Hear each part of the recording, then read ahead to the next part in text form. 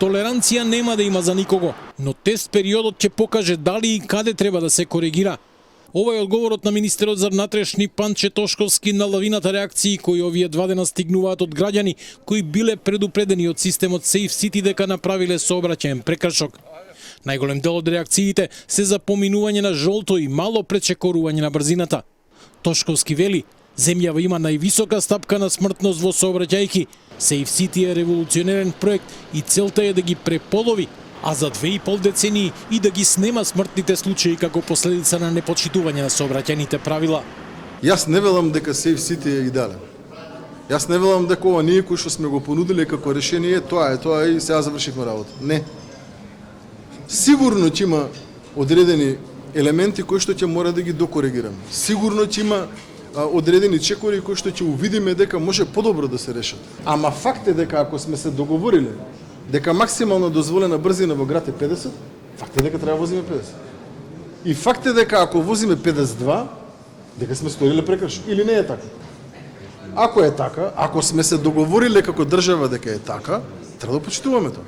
А како ќе го имплементираме во иднина, ќе бидат запознаени граѓаните. За 24 часа системот од камери регистрираше фантастични 110.000 прекршоци само во Скопје, од кои 1000 нерегистрирани возила, 5000 поминување на црвено и над 90% од прекршоците се пречекорување на брзината.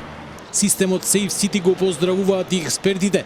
Сепак, професорот по информатика Орце Симов вели дека му треба оптимизација за да има одреден степен на толеранција како поминување на жолто, за да не се успори сообраќајот. Компаниите кои имаат возила со повеќе возачи ќе мораат да водат евиденција кој возел, а бидејќи казните ќе стигнуваат за собствениците на возилата, мора да се понуди решение и за прекршок поради кој се одзема возачка, а го сторил воzač кој возел туѓ автомобил. Симов се надева дека системот нема да биде злоупотребуван за да им се прогледува низ прсти на оние кои имаат врски.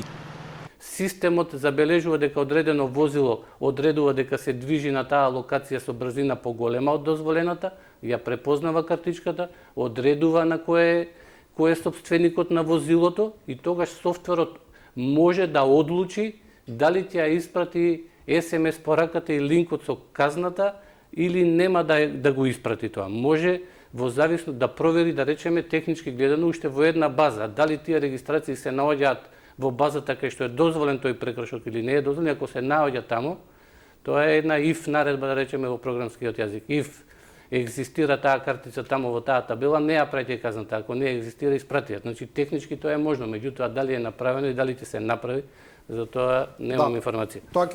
Од друга страна, Тошковски уверува дека ниту еден функционер нема да биде изземен, а веќе биле казнети неколку возачи на министри. На странец кој направил прекршока не ја платил казната, нема да му биде дозволен влез во земјава додека не го подмири долгот.